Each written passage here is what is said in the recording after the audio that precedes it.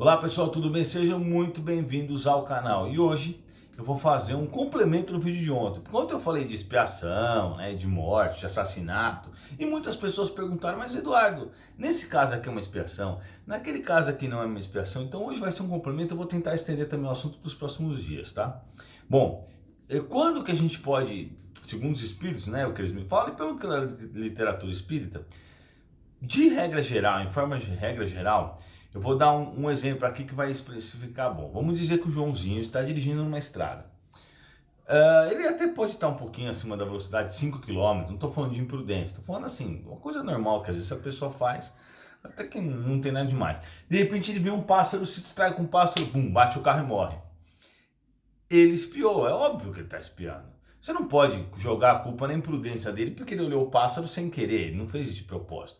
Isso fazia parte da expiação. Então se ele morreu de acidente de carro dessa forma, se ele morreu assassinado por um bandido, se ele morreu de bala perdida, se ele morreu porque caiu de bicicleta e bateu a cabeça, se ele morreu todos esses tipos de coisas, inclusive doenças físicas, ele está espiando. Agora, vamos ver o outro lado, daquele que não está espiando, ou então pelo menos não está espiando 100%. O Joãozinho está na estrada, só que ele está alcoolizado. E aí ele tá bêbado, né? Óbvio que o bêbado nunca vai conseguir dirigir tão bem como o normal, isso não existe. Ele perde uma porcentagem muito grande dos sentidos, ele, bum, bate o carro e morre. Aí é diferente, por quê? Quem provocou o acidente foi a imprudência dele. Ele bêbado, por a sua imprudência, acabou se suicidando, entre aspas. Então, é bem diferente aí. Nesse caso, por exemplo, também se enquadram os casos do cara que tem um problema no fígado e continua bebendo, né? O cara que tem câncer no pulmão e continua fumando. Até, na verdade, aquele que nem tinha câncer de pulmão e pelo cigarro acabou desenvolvendo. Mas aí é uma mistura, vamos dizer assim. Como eu falo no meu vídeo, câncer e espiritismo, vocês podem assistir, vou colocar aí no final, vou colocar aqui. Aquilo é uma mistura de vários fatores, mas de forma geral, vamos dizer, a própria pessoa provocou, né? Então, obviamente que existem vários tipos de mortes, mas basicamente ou o cara morreu por alguma coisa que estava fora do controle dele, não foi ele que causou, ou se foi ele que causou, foi uma coisa do tipo, o cara estava olhando o pássaro, se distraiu e bateu e morreu. Não dá para falar, você vai pumbar porque você olhou o pássaro na estrada. Não tem como, né? Isso não tem sentido. Agora, o cara bebeu, foi imprudente, pegou o carro que é uma arma, saiu por aí dirigindo, em uma estrada, bateu e morreu. Aí outra coisa, o cara provocou. Vocês estão entendendo? O que vale na realidade é a intenção.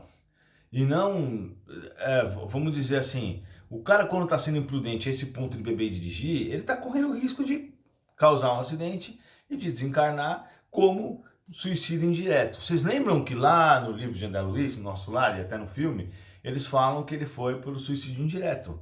Ele não fala, não fui pelo suicídio indireto. Por quê? Porque ele tinha problema, ele teve câncer no estômago, ele bebia, ele fumava, então foi considerado um suicídio indireto, né? Então é isso que a gente tem que entender. Todas as mortes provocadas por armas de fogo, sem a imprudência, são expiações? Absoluta certeza. Ninguém é morto num assalto, ninguém é morto numa bala perdida, ninguém é morto num acidente, algum está manejando uma arma e atira no outro, se não for uma expiação.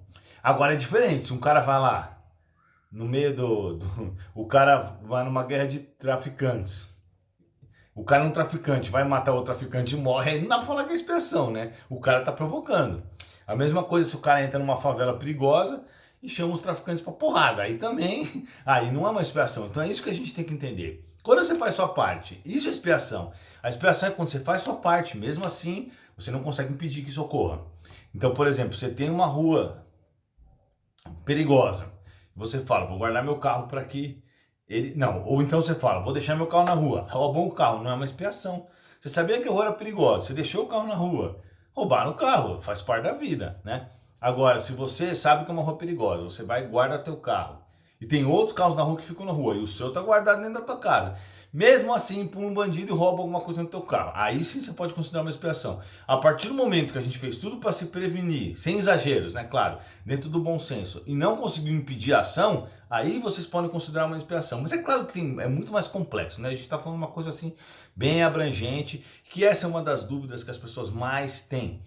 E a outra dúvida, né, sobre o cara que matou tá tirando a dívida do outro, ele vai ser perdoado ou não? Eu vou falar sobre isso amanhã, no meu próximo vídeo que eu vou soltar na hora do almoço também.